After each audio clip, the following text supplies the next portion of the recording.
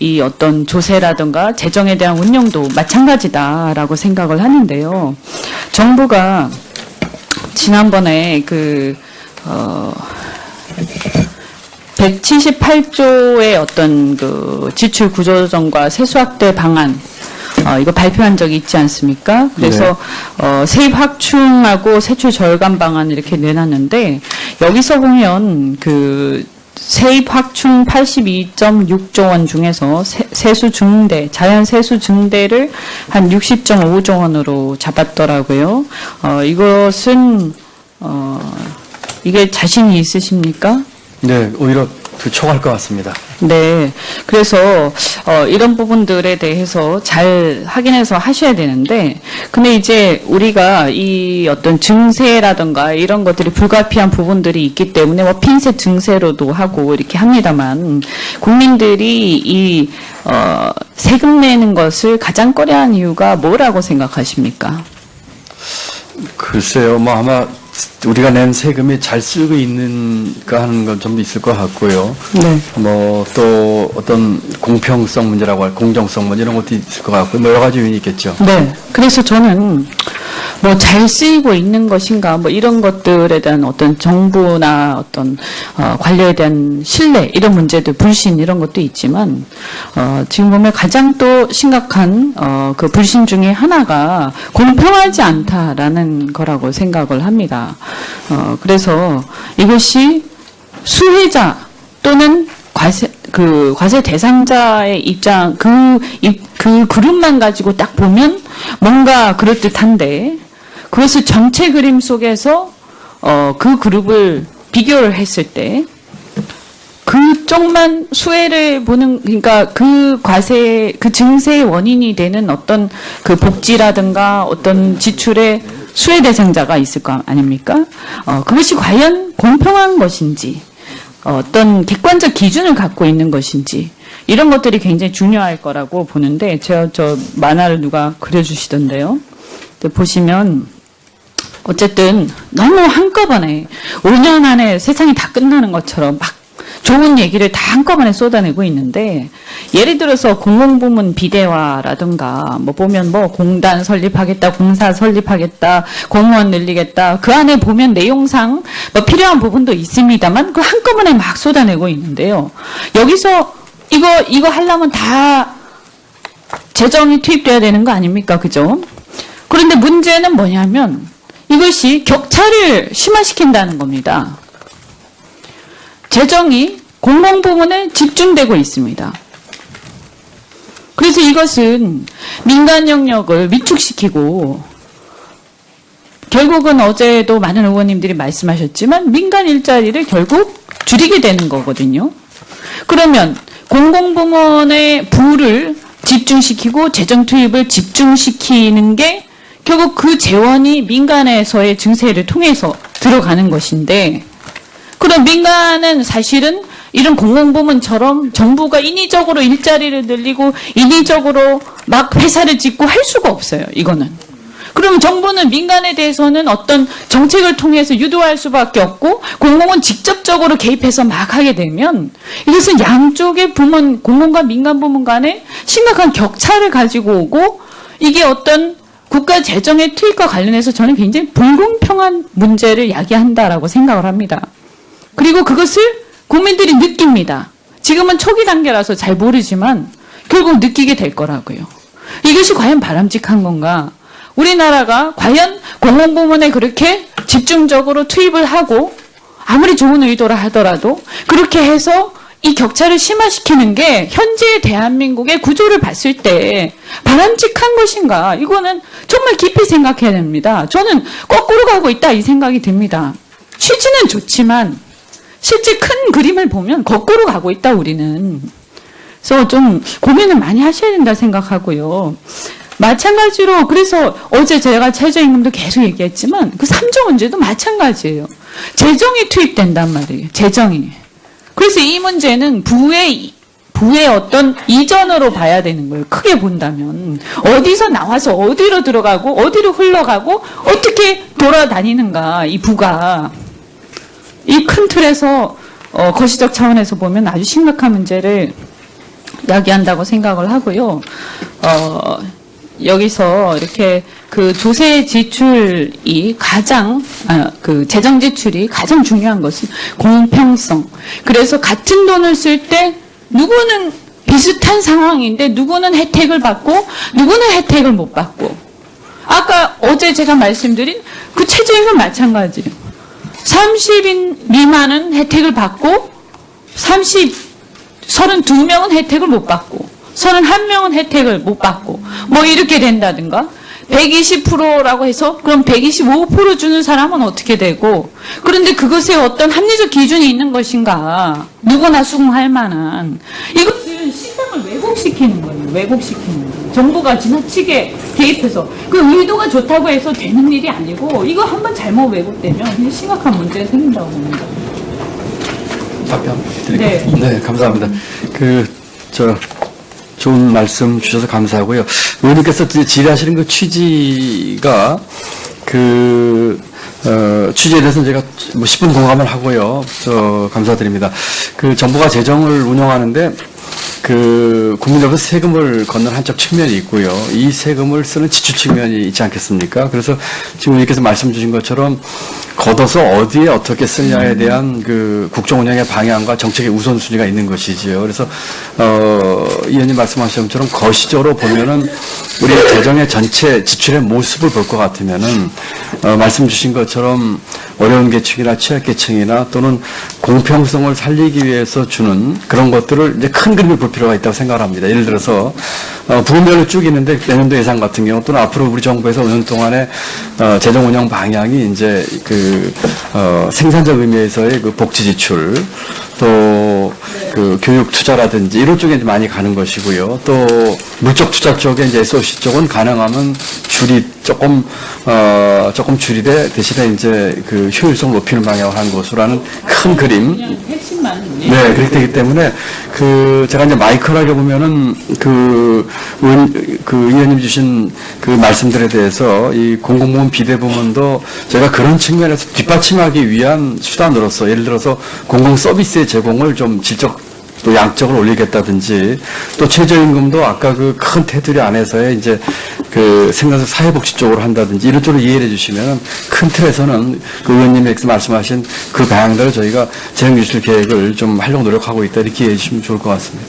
아까 모두에 말씀드린 것처럼 과세나 이런 것들에 대해서 조세 정책에 대해서 불신을 갖는 이유가 합리적 기준들이 없고 그것이 굉장히 자의적이다.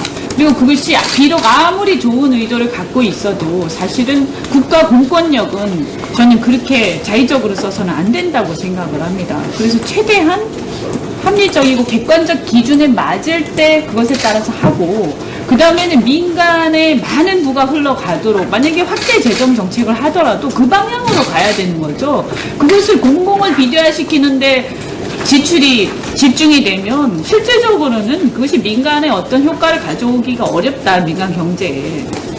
그렇지 않습니까? 네, 저희도 그런 목적으로 지금 제가 말씀드린 정책을 수단을 쓰고 있는데 앞으로 그렇게 하고 있는 같은 취지를 하고 있는데 더욱더 노력하도록 하겠습니다. 네, 수고하셨습니다. 보충 질의 시간이 있으니까 또 잘 활용해 주시기 바랍니다. 다음은 이혜원 의원님 질의해 주시기 바랍니다. 네, 여기 마이크 좀 부탁드립니다. 이혜원 의원님 할 때마다 마이크가 잘 안 되시네. 예, 조금 더 신경 써 주십시오. 좀 해주십시오. 아니, 근데 이거는 또 안 꺼져요. 이걸로? 아, 근데 방향이 이쪽이라 해야 되는데. 좀, 이거 고쳐주실래요? 꺼진다.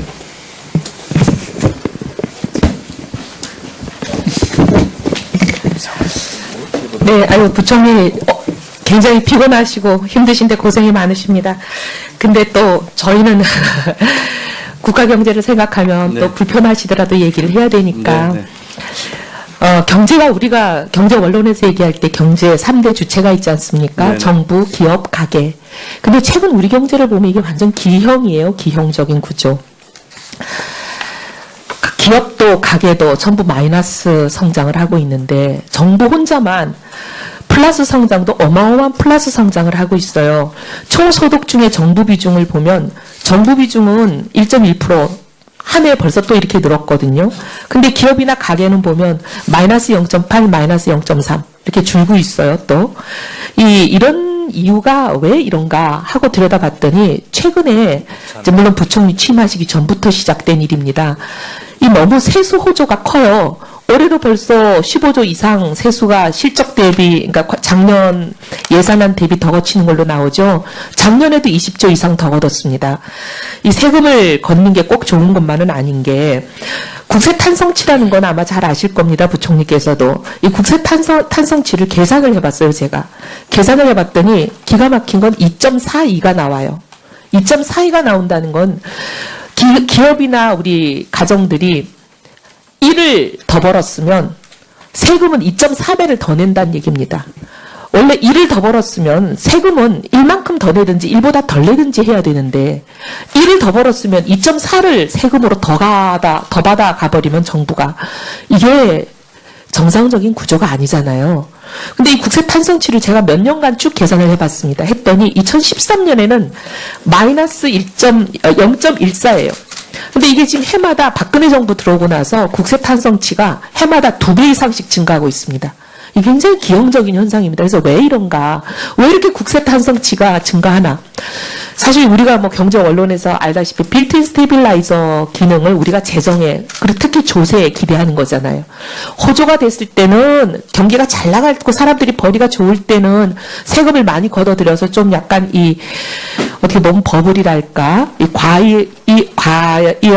과열을 조금 줄이고 그다음에 경기가 굉장히 안 좋고 침체가 됐을 때는 오히려 세금을 덜 걷어서 오히려 지갑을 좀 두둑하게 해주고 이게 빌트인 스테이블라이저인데 거꾸로 가고 있어요. 오히려 지금 우리는 최근 박근혜 정부 들어서부터는 이 탄력적 세정이라는 게 오히려 경기 침체를 가속화시키는 주범이 되고 있어요.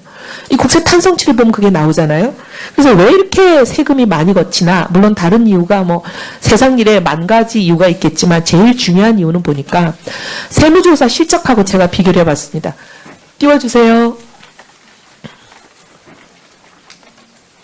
저걸 보시면 아는데요. 세수 실적이 계획 대비로 좀 결손이 생길 것 같은 해에는 저렇게 세무조사가 기형적으로 증가합니다. 세수 실적이 좀 안 될 것 같으니까 저렇게 세무조사를 많이 해서 세무조사로부터 걷어들이는 세액이 저렇게 많아요. 저 밑에 이렇게 뚝 떨어지는 거는 세수 결손 예상입니다. 그리고 위에 있는 거는 세무조사 건수와 세무조사 실적들이에요. 그러니까 이게 바로 마른 수건 쥐어짜기가 통계로 입증이 된 겁니다. 그러니까 지금 보면 이제 물론 국세청에도 제가 얘기를 하지만 이거 우리 부총리께서 좀 아시고 이렇게 경기가 안 좋을 때 세수 실적이 결손이 될까봐 마구제비로 세무조사. 근데 그렇게 세무조사를 하다 보니까 뭐가 문제가 생기냐면 일단 걷고보자고 사실은 과세 요건이 충족이 안 되는데 마구 과세를 해가지고 불복이 엄청나게 늘고 있습니다. 지금 불복이 해마다 무지하게 늘어요. 근데 이 보면 불복을 해서 그걸 환급을 해주게 되면 환급 이자만 해도 어마어마하지 않습니까? 근데 이 환급 이자가 1.3조나 돼요. 한 해에. 1조 3천억씩 환급 이자를 준다는 거는 공무원들이 세무공무원들이 무리하게 과세를 해가지고 원금 냈던 세금을 돌려주는 거 플러스 그동안의 이자까지 환급을 해주는 게 1조 3천억이 된다는 건 이건 너무 심한 거예요.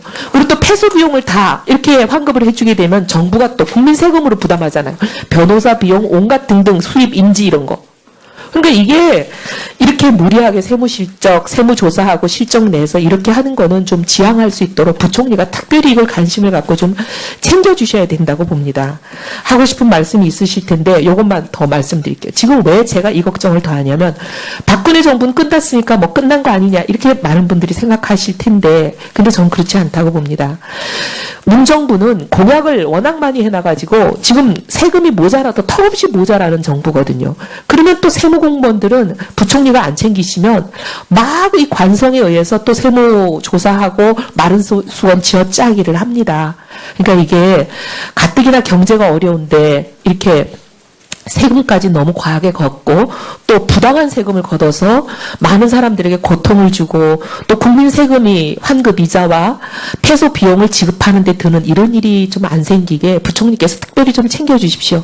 예, 알겠습니다. 의원님, 질의 감사드립니다. 우선 그 조세 탄성치가 2.42까지 간 것은 이제 16년도 수치인데, 물론 이제 좀 들쭉날쭉해서 말씀하신 것처럼 그 조세가 갖고 있는 그 자동 안정화 그 장치의 기능을 좀 떨어진 측면이 있습니다만 조세 탄성치가 그 2.42가 이제 해년마다 그런 것은 아니고요. 네, 고려만 그렇습니다. 지금 제가 그랬어요. 해마다 지금 몇 배씩 늘어나고 있다고 말씀드렸잖아요. 그런 올해 더 늘어날 수도 있어요. 예, 그런 점에서 제가 좀 유의 깊게 보도록 하겠고요.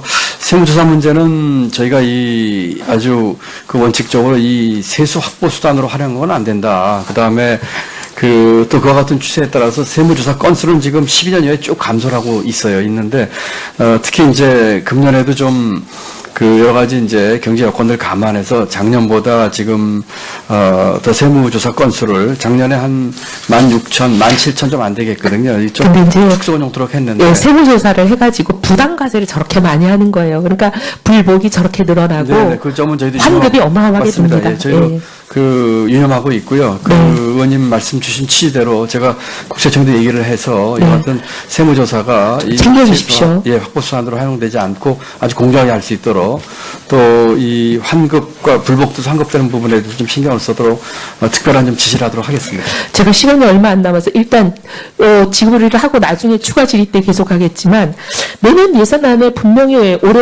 내년 1월부터 종교인 과세가 시행하게 돼 있으면 이게 국세 세수 추세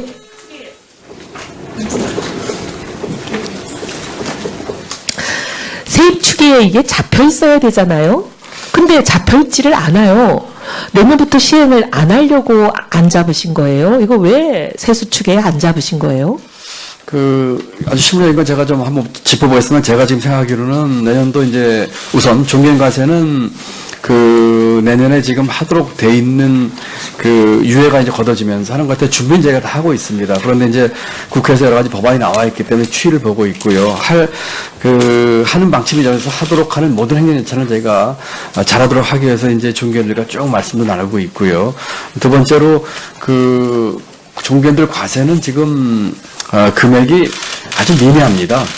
금액이 미미합니다. 제가 이제 이 통계도 지금 제가 왜 이제 세수 추계를 중요하다고 보냐면 금액 자체가 미미하고 크고보다는 왜냐하면 그걸 추계를 해야 대상자가 몇 명인지도 파악을 하시고 누가 해당이 되나 이걸 파악을 하실 텐데 그 파악이 안 되고 있어서 실제로 종교인 과세의 대상 파악이 굉장히 어렵습니다. 이분이 종교인인지 아니면 거기에 일하는 사무 직원인지부터 해가지고 다만 어떤 기준으로 해서 잡더라도 그 금액이 저희 세수 추계에 일정한 단위 이상을 바꿀 정도의 변동을 주지 못합니다. 예, 그렇기 때문에 네, 그렇습니다.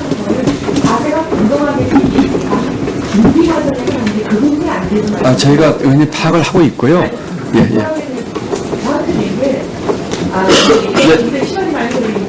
네, 그렇게 하시죠.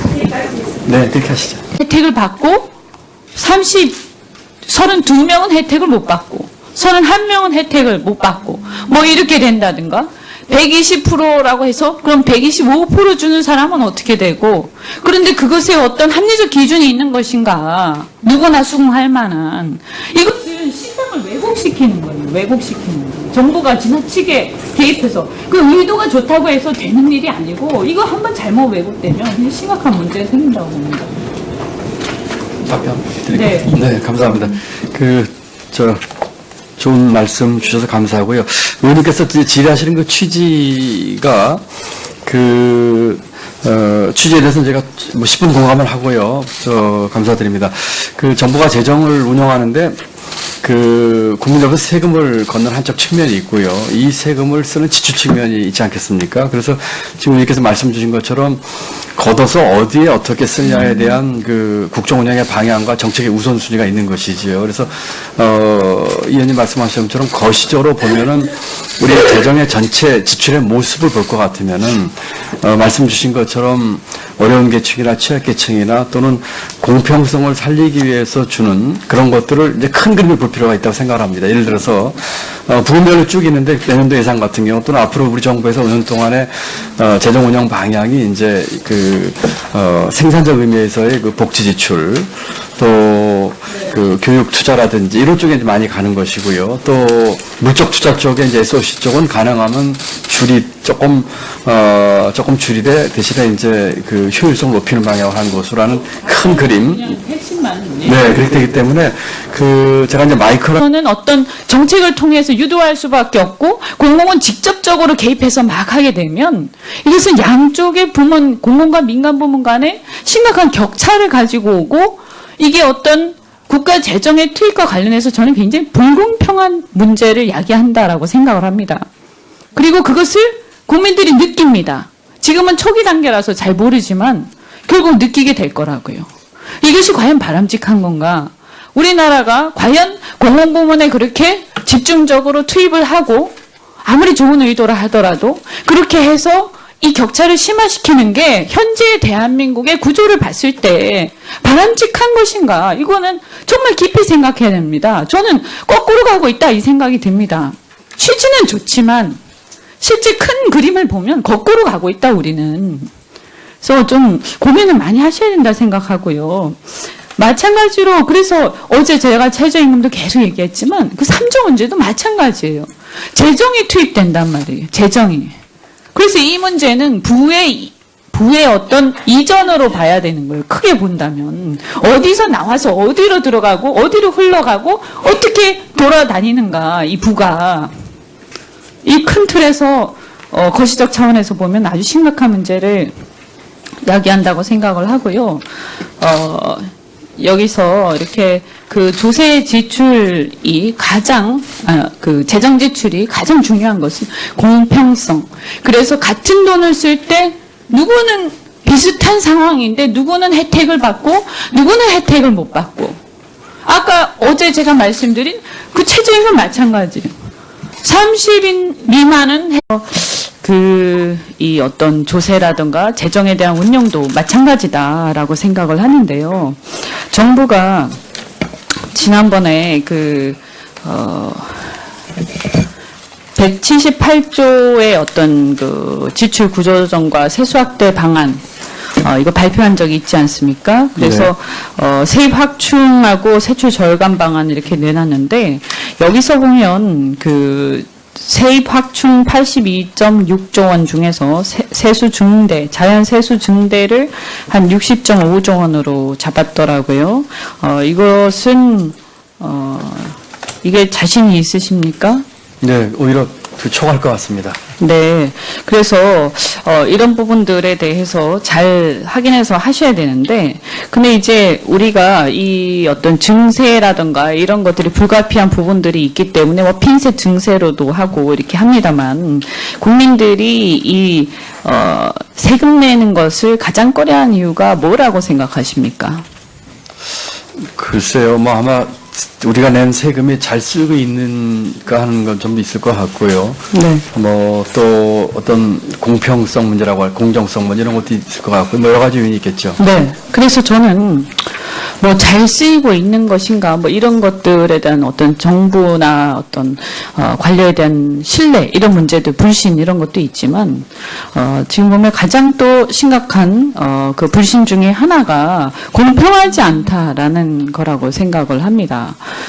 그래서 이것이 수혜자 또는 과세 대상자의 입장, 그룹. 여기 보면은, 의원님 주신 그 말씀들에 대해서 이 공공부문 비대부문도 제가 그런 측면에서 뒷받침하기 위한 수단으로서 예를 들어서 공공 서비스의 제공을 좀 질적 또 양적으로 올리겠다든지 또 최저임금도 아까 그 큰 테두리 안에서의 이제 그 생산성 사회복지 쪽으로 한다든지 이런 쪽으로 이해를 해주시면 큰 틀에서는 그 의원님이 말씀하신 그 방향대로 저희가 재정지출 계획을 좀 하려고 노력하고 있다 이렇게 이해해 주시면 좋을 것 같습니다.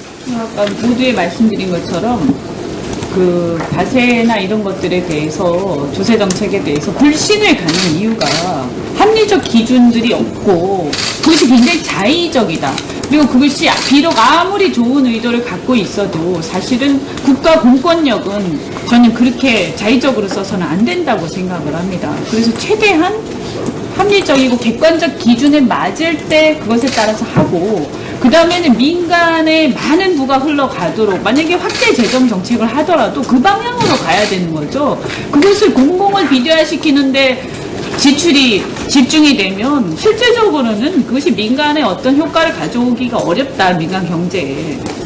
그렇지 않습니까? 네, 저희도 그런 목적으로 지금 그 제가 말씀드린 정책을 수단을 쓰고 있는데 앞으로 그렇게 하고 있는 같은 취지를 하고 있는데 더욱더 노력하도록 하겠습니다. 네, 수고하셨습니다. 또 보충 질의 시간이 있으니까 또 잘 활용해 주시기 바랍니다. 다음은 이혜원 의원님 질의해 주시기 바랍니다. 네, 여기 마이크 좀 부탁드립니다. 그 이혜원 의원님 할 때마다 마이크가 잘 안 되시네. 예, 조금 더 신경 써 주십시오. 좀 해주십시오. 만 가지고 딱 보면 뭔가 그럴듯한데 그것을 전체 그림 속에서 그 그룹을 비교를 했을 때 그쪽만 수혜를 보는, 그러니까 그 과세, 그 증세의 원인이 되는 어떤 그 복지라든가 어떤 지출의 수혜 대상자가 있을 거 아닙니까? 그것이 과연 공평한 것인지, 어떤 객관적 기준을 갖고 있는 것인지, 이런 것들이 굉장히 중요할 거라고 보는데, 저 만화를 누가 그려주시던데요. 보시면, 어쨌든 너무 한꺼번에 5년 안에 세상이 다 끝나는 것처럼 막 좋은 얘기를 다 한꺼번에 쏟아내고 있는데, 예를 들어서 공공부문 비대화라든가 뭐 보면 뭐 공단 설립하겠다, 공사 설립하겠다, 공무원 늘리겠다, 그 안에 보면 내용상 뭐 필요한 부분도 있습니다만 그 한꺼번에 막 쏟아내고 있는데요. 여기서 이거 하려면 다 재정이 투입돼야 되는 거 아닙니까? 그죠? 그런데 문제는 뭐냐면 이것이 격차를 심화시킨다는 겁니다. 재정이 공공부문에 집중되고 있습니다. 그래서 이것은 민간 영역을 위축시키고 결국은 어제도 많은 의원님들이 말씀하셨지만 민간 일자리를 결국 줄이게 되는 거거든요. 그러면 공공부문의 부를 집중시키고 재정 투입을 집중시키는 게 결국 그 재원이 민간에서의 증세를 통해서 들어가는 것인데, 그럼 민간은 사실은 이런 공공부문처럼 정부가 인위적으로 일자리를 늘리고 인위적으로 막 회사를 짓고 할 수가 없어요. 이거는. 그러면 정부는 민간에 대해서